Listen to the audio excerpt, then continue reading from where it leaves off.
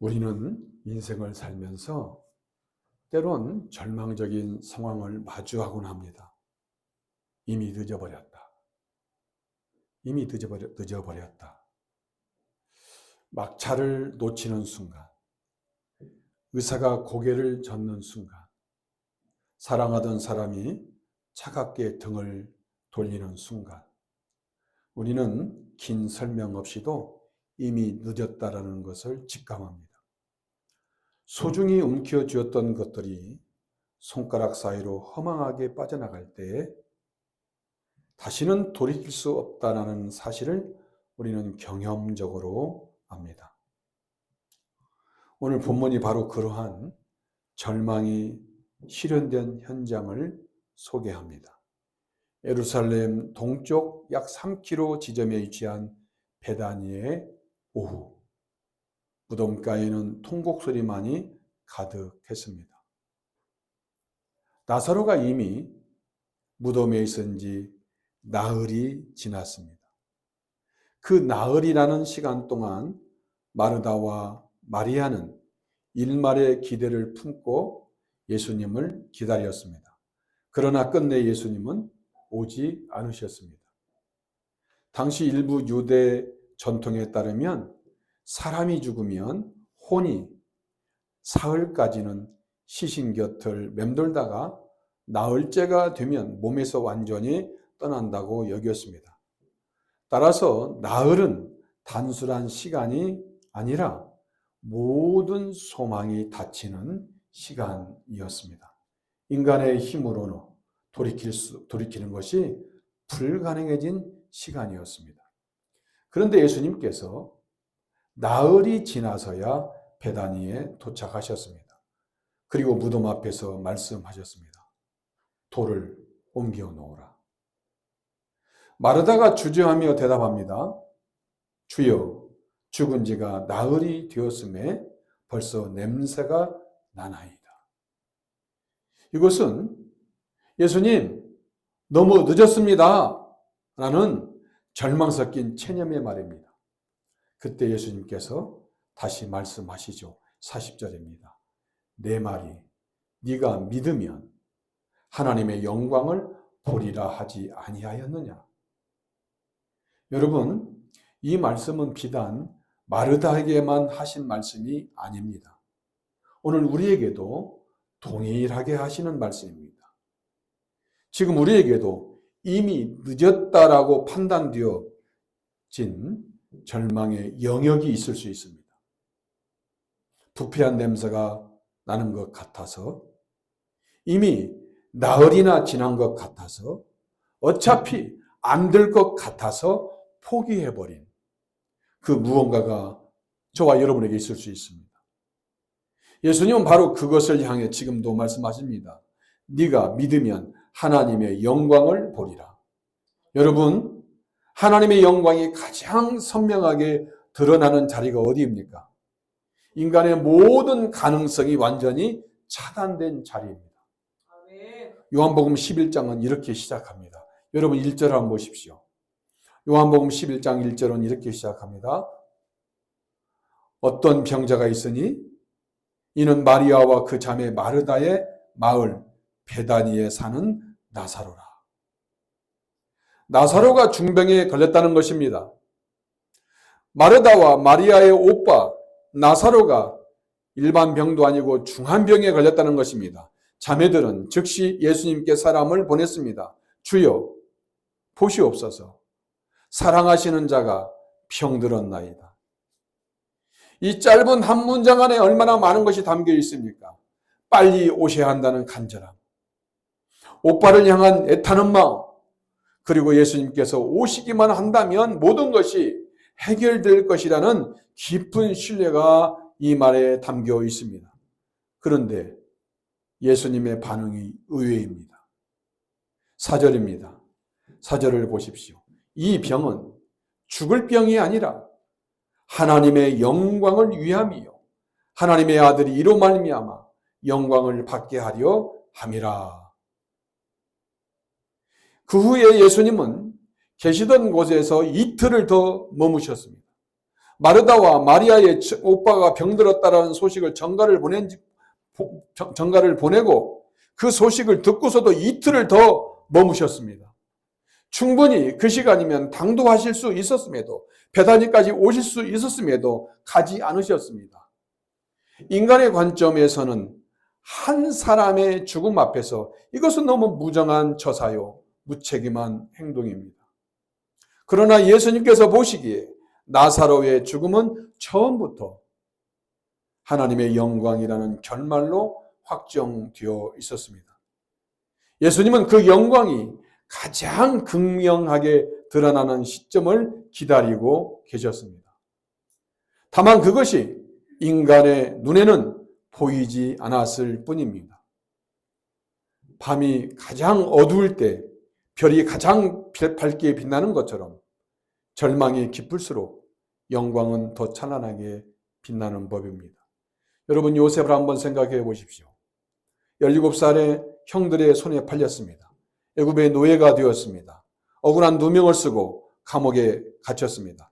감옥 안에서 요셉의 도움을 받은 사람이 출소해서 요셉의 억울함을 풀어줄 것이라고 기대했지만 그에게서는 전혀 소식이 없었습니다. 그렇게 기약 없는 13년의 세월이 지나버렸습니다. 형들로부터의 배신, 억울한 누명, 그리고 옥중에서 도움을 준 사람의 망각, 그렇게 겹겹이 쌓인 13년이었습니다. 그 시간은 인간적으로 완전히 단절된 시간이었습니다. 그러나 하나님은 그 시간 내내 침묵하지 않으셨습니다. 이면에서 영광을 준비하고 계셨습니다. 요셉이 총리가 되던 날, 비로소 그 모든 절망의 시간이 하나님의 영광이 드러나는 무대였음을 증명되었습니다. 요셉은 형들에게 이렇게 말하죠.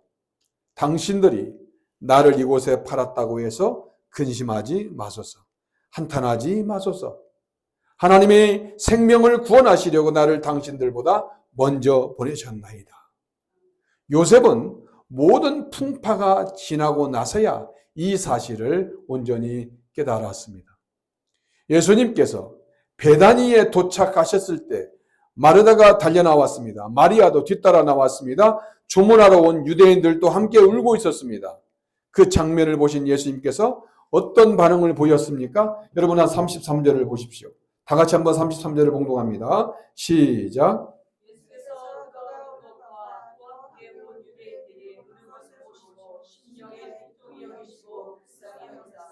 아멘. 그리고 예수님은 직접 무덤으로 걸어 나가시죠. 33절입니다. 34절입니다. 그를 어디 두었느냐? 이르되 주여 와서 보옵소서 하니. 그리고 35절입니다. 예수께서 눈물을 흘리시더라. 요한복음 전체에서 가장 짧은 구절입니다. 헬라 원문으로 단 두 단어입니다. 예수께서 우셨습니다. 곧이어 나사로를 살리실 분이 함께 우셨습니다. 결과를 알고 있는 분이 왜 우십니까? 33절과 38절에 반복을 해서 등장하는 표현에 주목해야 됩니다. 바로 비통히 여기시고입니다. 헬라어 원문 엠브리마오마이라는 단어인데요. 단순한 슬픔이 아닙니다. 타고 다니는 말이 콧김을 내뿜을 때 사용하는 단어에서 유래한 이 표현은 죽음의 권세 앞에서 하나님의 아들이 느끼신 신적 붕괴와 깊은 탄식이 함께 담긴 단어입니다. 죄로 인해 죽음의 권세 아래 시험하는 인간, 그 비참한 현실 앞에서 하나님의 아들이 전인격적인 전율을 느끼신 것입니다. 그리고 그 비통함 위에 눈물이 흘렸습니다. 마리아의 울음 속으로, 유대인들의 슬픔 속으로, 그 나흘의 악취나는 현실 속으로 직접 들어오셔서 함께 우신 것입니다. 유대인들이 말했습니다. 36절입니다. 보라, 그를 얼마나 사랑하셨는가. 그 눈물은 나사로를 향한 지극한 사랑이었습니다. 그러나 그것만이 아니었습니다. 죄로 인해 죽음 앞에 무너질 수밖에 없는 인간의 비참함을 향한 국률의 눈물이었습니다. 하나님의 아들이 인간의 절망 속으로 직접 내려오신 공감의 눈물이었습니다. 그리고 바로 이 눈물을 흘리신 직후에 하신 말씀이 바로 오늘 본문 40절입니다. 네가 믿으면 하나님의 영광을 보리라 하지 아니하였느냐. 이 말씀은 차갑고 논리적인 조건문이 아닙니다. 친히 눈물을 흘리시며 건네신 말씀입니다. 우리의 절망을 함께 아파하시면서 초대하시는 말씀입니다. 이 눈물이 전제되어야 40절 말씀이 살아납니다. 이 눈물이 빠지면 네가 믿으면이란 말은 따뜻한 초대가 아니라 냉정한 명령이 되고 맙니다. 하나님의 영광은 바로 이 자리에서 드러납니다. 절망이 극에 달한 자리, 부패한 냄새가 나는 자리, 인간의 모든 가능성이 봉쇄된 자리, 하나님의 아들이 눈물을 흘리시며 서 계신 바로 그 자리에서 영광이 드러납니다. 지금 여러분의 삶에서 나흘이 지나 소망이 끊어진 것이 있습니까? 포기한 관계가 있습니까? 더 이상 기도하기를 멈춘 문제가 있습니까? 냄새가 나는 것 같아서 손을 놓아버린 그 무언가가 있습니까? 예수님은 바로 그 자리를 향해 오십니다. 함께 눈물을 흘리셨던 분이 오시죠. 그런데 그 영광을 보려면 무엇이 필요합니까? 예수님은 한 가지를 말씀하셨습니다. 그것이 무엇입니까? 바로 믿음입니다. 마르다는 27절에서 놀라운 고백을 합니다. 주는 그리스도시요 세상에 오시는 하나님의 아들이신 줄 내가 믿나이다. 신학적으로 완벽한 고백입니다. 베드로가 했던 고백과 궤를 같이 합니다. 그러나 무덤 앞에서 마르다는 멈췄습니다. 예수님께서 돌을 옮겨 놓으라 하시자 마르다가 반문합니다. 주여, 죽은 지가 나흘이 되었음에 벌써 냄새가 나나이다. 입으로는 주는 그리스도시요 하나님의 아들이라고 고백했던 마르다가 막상 현장인 무덤 앞에서는 발을 멈췄습니다. 돌을 옮겨 놓으라라는 예수님의 말씀에 주춤했습니다. 왜 그랬을까요? 마르다의 마음속에서 무슨 일이 일어났습니까? 시간상으로 전혀 소망이 없는 나흘입니다. 이미 부패가 시작되어 냄새가 납니다. 사람들이 모두 지켜보고 있습니다. 저 돌을 옮겼다가 아무 일도 일어나지 않으면 어떻게 됩니까? 그 현실적인 망설임이 마르다의 발걸음을 주춤거리게 했습니다. 고백이 주는 그리스도시요 하나님의 아들이라는 그 고백이 돌을 옮겨 놓으라는 예수님의 말씀의 행동으로 이어지지 못했습니다. 여러분, 이것이 비단 마르다만의 문제입니까? 우리는 어떻습니까? 주일 예배 때는 하나님은 전능하시고 살아계신 분이라고 고백합니다. 그런데 직장에 가면, 학교에 가면 그 고백이 흔들립니다. 고백과 현실 사이에서 세상의 시선을 의식하고 실익을 계산합니다. 아브라함을 생각해 보십시오. 하나님께서 이삭을 약속하신 후 25년이 지났습니다. 몸은 늙어갑니다. 사라의 태는 이미 다쳤습니다. 인간적으로 잉태가 전혀 불가능한 상황이었습니다. 그러나 약속은 지연될지언정 취소되지는 않았습니다. 바울은 로마서 4장에서 이렇게 말합니다. 아브라함이 바랄 수 없는 중에 바라고 믿었으니 라고 말씀합니다. 소망이 없는 상황에서 오히려 소망을 품었다는 것입니다. 그것이 참된 믿음입니다. 마르다도 바로 그 믿음의 자리 앞에 서 있었습니다. 40절 말씀을 다시 보겠습니다. 내 말이 네가 믿으면 하나님의 영광을 보리라 하지 아니하였느냐. 이 말씀을 원문을 직역하면 이렇게 됩니다. 내가 너에게 말하지 않았느냐. 만일 네가 믿는다면 너는 하나님의 영광을 보게 될 것이다 라고 할 수 있습니다. 여기서 관과에서는 안 되는 대목이 바로 내가 너에게 말하지 아니하였느냐입니다. 예수님께서 언제 하나님의 영광을 보게 될 것이라고 말씀하셨습니까? 언제 했습니까? 그 말은 언제 했습니까? 4절을 보십시오. 4절을 보면 이 병은 마리아와 마리아가 오빠가 죽을 병에 걸렸으니 예수님께 빨리 오십시오라고 사람을 보내 정가를 보냈을 때 예수님께서 4절에서 이렇게 말씀하시죠. 이 병은 죽을 병이 아니라 하나님의 영광을 위함이라고 말합니다. 나사로가 아직 살아있을 때 자매들이 사람을 보내왔던 그 시점부터 이미 말씀하셨습니다. 40절에서 말씀하신 것, 하나님의 영광을 볼 것이라고 40절에서 말하는 것이 아니라 이미 4절에서 나사로가 살아있을 때 하나님의 영광을 보리라 말씀하셨습니다. 그런데 마르다는 그 말씀을 끝까지 붙잡지 못했습니다. 죽음이라는 냉혹한 현실 앞에서 그 말씀이 희미해진 것입니다. 내가 말하지 않았느냐? 내가 말하지 않았느냐? 이 말씀은 단순한 책망이 아닙니다. 깊은 안타까움입니다. 마르다를 바라보시는 예수님의 눈빛에는 질책이 아니라 사랑이 담겨 있었습니다. 나는 처음부터 말했다. 그 말을 기억하느냐? 그 말을 아직도 붙들고 있느냐라는 것입니다. 우리도 그렇습니다. 하나님의 말씀을 듣죠. 은혜를 받습니다. 기도 응답을 경험합니다. 그러나 새로운 절망 앞에서, 어떤 절망 앞에서, 어떤 문제 앞에서 모든 기억이, 과거에 하나님 나에게 베푸는 그 모든 은혜와 응답이 연기처럼 사라집니다.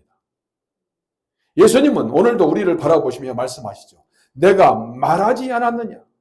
다시 그 말씀을 붙들어라. 이러한 상황을 염두에 두고 40절 말씀을 생각해 봐야 됩니다. 네가 믿으면 하나님의 영광을 보리라. 여기서 믿으면은 가정법으로 지금 무덤 앞에서의 믿음입니다. 그리고 보리라는 미래형입니다. 여기서 순서가 중요합니다. 믿음이 먼저이고 보는 것은 나중입니다. 이 순서는 절대 뒤바뀌지 않습니다. 그런데 우리는 늘 이 순서를 뒤집으려 합니다. 먼저 보여주면 믿겠다고 합니다. 먼저 응답해주면 무언가 하겠다고 합니다. 문제를 해결해주면 믿겠다고 합니다. 그러나 예수님은 믿어야 본다라고 말씀하십니다. 먼저 믿어야 비로소 영광이 열립니다. 그렇다면 이 믿음은 어디서 옵니까? 믿음은 인간이 스스로 만들어내는 단순한 감정이나 결심이 아닙니다. 종교개혁자 칼빈은 기독교 강요에서 이렇게 말합니다. 타락한 인간은 성경 말씀과 성령의 조명 없이는 하나님을 바르게 볼 수 없다.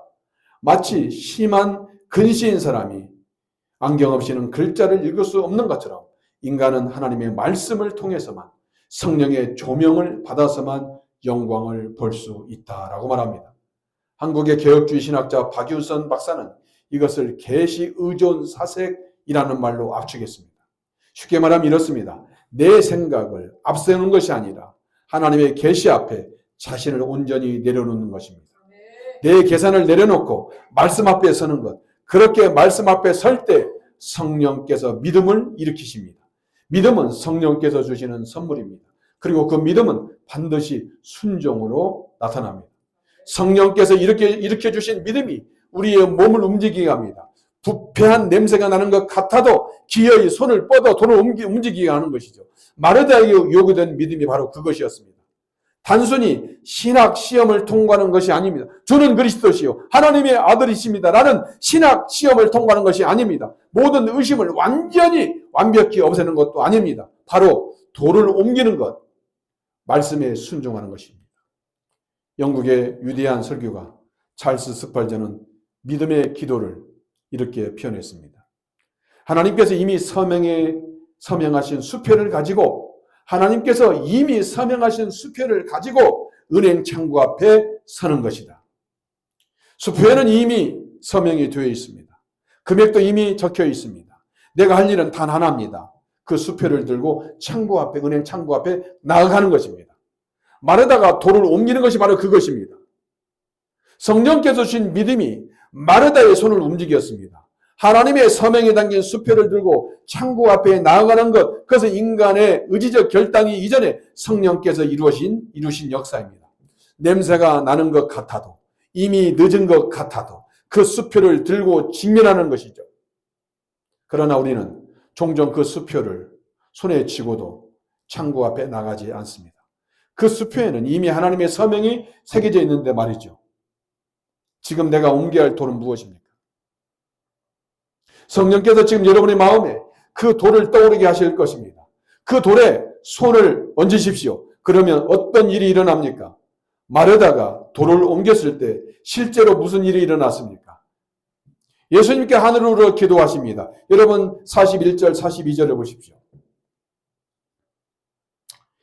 아버지여, 내 말을 들으신 것을 감사하나이다. 항상 내 말을 들으시는 줄을 내가 알았나이다. 여러분, 이 말씀을 자세히 보시면 예수님은 내 말을 들어주십시오라고 강구하지 않으셨습니다. 오히려 내 말을 들으신 것을 감사하나이다라고 선포하셨습니다. 이미 이루어진 사실에 근거하여 감사하신 것입니다. 아직 이루어지지 않았는데, 나사로를 불러내오지도 않았는데 이미 이루어진 것을 감사했다는 것이죠. 수표를 들고 간 것입니다. 서명이 하나님의 사인이 적혀있는 수표를 가지고 천국에 간 것입니다. 영광은 돌이 옮겨지기 전에 이미 아버지 안에서 결정되어 있었습니다. 나사로가 병들기 전에 이미 사절에서 결정되어 있었습니다. 죽기 이전에 하나님의 영광이 결정되어 있었습니다. 마르다와 마리아가 눈물을 흘리는 그 고통의 시간에도 이미 결정되어 있었습니다. 하나님의 영광은 인간의 절망에 의해 취소되지 않습니다. 그리고 예수님께 큰 소리로 외치셨습니다. 나사로야, 나오라. 무덤 앞에 서 있던 사람들이 숨을 멈춥니다. 예수님의 목소리가 적막한 돌무덤 안으로 울려 퍼집니다. 그 순간 팽팽한 긴장이 흐릅니다. 그런데 돌 안에서, 무덤 안에서 움직이는 소리가 납니다. 사람들이 경악하며 뒤로 물러섭니다. 수의를 감은 채 손과 발이 배로 동인 채 한 사람이 걸어 나옵니다. 바로 나사로입니다. 나흘 전에 죽어 악취가 나던 그 나사로가 지금 걸어 나오고 있습니다. 예수님께서 말씀하십니다. 풀어놓아 다니게 하라. 여러분, 나사로야 나오라 라는 짧은 외침 한마디에 죽음이 무릎을 꿇었습니다. 악취가 나던 무덤에서 생명이 걸어 나왔습니다. 이것이 바로 하나님의 영광의 본질입니다. 죽음을 이기는 것입니다. 인간이 불가능하다고 선언한 자리에서 생명을 불러내는 것입니다. 그래서 여기서 중요한 사실을 직시해야 됩니다. 나사로는 살아났지만 언젠가 다시 죽습니다. 따라서 나사로의 부활은 완전한 승리가 아닙니다. 완전한 하나님의 영광이 아닙니다. 더 위대한 사건을 가리키는 예고편입니다. 이 사건 직후 예수님은 예루살렘으로 올라가 십자가에서 죽으셨습니다. 그리고 사흘 만에 스스로 살아나셨습니다. 예수님의 부활은 나사로의 부활과 다릅니다. 다시는 죽지 않으시는 영원한 부활입니다. 죽음을 영원히 정복하신 부활입니다. 바울은 고린도전서 15장에서 이렇게 외칩니다. 사망아, 너의 승리가 어디 있느냐? 사망아, 네가 쏘는 것이 어디 있느냐? 나사로 사건에서 예고된 하나님의 영광이 그리스도의 부활에서 완성되었습니다. 우리가 믿음으로 보는 하나님의 영광은 궁극적으로 그 빈 무덤에서 비롯됩니다. 하나님의 영광은 지연될 수 있습니다. 그러나 취소되지는 않습니다. 아브라함을 생각해 보십시오. 하나님께 이삭을 약속하신 후 25년이 지났습니다. 몸은 늙어갑니다. 사라의 태는 이미 다쳤습니다. 인간적으로 잉태가 전혀 불가능한 상황이죠. 그러나 하나님의 약속은 지연될지언정 취소되지는 않습니다. 바울은 로마 4장에 이렇게 말합니다. 아브라함이 바랄 수 없는 중에 바라고 믿었다고 말합니다. 100세에 그래서 이삭이 태어났습니다. 그것이 참 믿음입니다. 그래서 아브라함이 믿음의 조상인 것입니다. 하나님의 영광은 나흘이 지나야 더 선명하게 빛납니다. 절망이 깊어야 더 온전하게 드러납니다. 그 영광의 본질은 죽음을 이기는 것이었습니다. 그리고 죽음을 이기신 예수님께서 지금도 살아계십니다. 오늘 예배당을 나서기 전에 마음속으로 한 가지를 결단하십시오. 내가 옮겨야 할 그 무거운 돌이 무엇인지 말입니다. 각자 여러분에게 고통이 있죠. 문제가 있죠. 간절한 소망이 있죠. 그 돌을 믿음에 선포하고 행동해야 됩니다. 베다니의 그 오후로 돌아가 보십시오. 마르다가 무덤 앞에 서 있습니다. 악취가 났습니다. 사람들이 지켜보고 있습니다. 모든 것이 끝났다는 나흘의 시간이 흘렀습니다. 모든 것이 늦었습니다. 그러나 마르다는 예수님의 말씀을 듣고 믿음의 손을 뻗었습니다. 기어이 돌을 옮겼습니다. 그리고 하나님의 영광을 목격했습니다. 오늘 이 자리에 앉아 계신 여러분 앞에도 그 돌이 있습니다. 냄새가 나는 것 같은 돌, 너무 늦은 것 같은 돌, 어차피 안 될 것 같은 돌, 그 돌, 무거운 돌 앞에 지금도 예수님이 서 계십니다. 눈물을 흘리셨던 예수님께서 여러분의 절망을 함께 아파하시며 함께 서 계십니다. 그리고 말씀하십니다. 내가 너에게 말하지 않았느냐? 만일 네가 믿는다면 너는 하나님의 영광을 보게 될 것이다. 그 말을 믿고 마르다가 돌을 옮겼습니다. 그리고 하나님의 영광을 보았습니다. 그 믿음은 성령께서 주신 것이었습니다. 오늘 이 자리에서도 성령께서 여러분 안에 그 믿음을 일으키고 계십니다. 이제 여러분의 차례입니다. 여러분 앞에 놓인 돌에 믿음으로 손을 얹으십시오. 믿음으로 나아가면 반드시 하나님의 영광을 보게 될 것입니다. 기도합니다.